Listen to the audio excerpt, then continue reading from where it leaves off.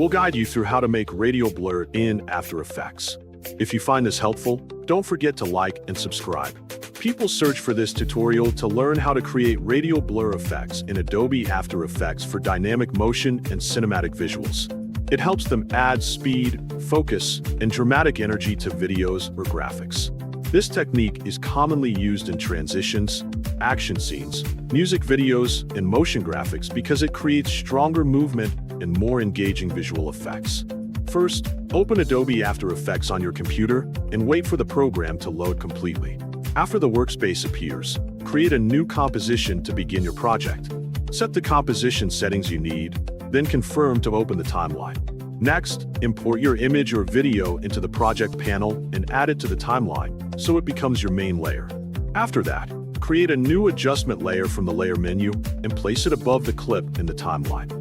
Go to the Effects and Presets panel and search for Radial Blur or CC Radial Fast Blur.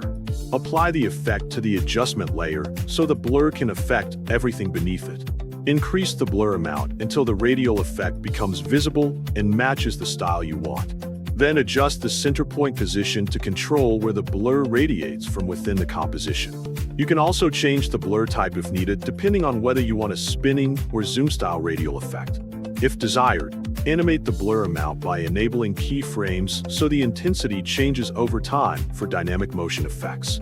To limit the blur to a specific area, create a mask on the adjustment layer using the pen tool or shape tool. After creating the mask, adjust the feather value to soften the edges and create a smoother blend between blurred and non-blurred areas.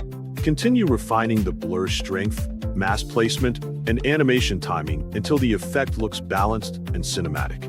Once everything is complete, preview the result by playing the timeline from the beginning and check that the radial blur appears smooth and visually appealing.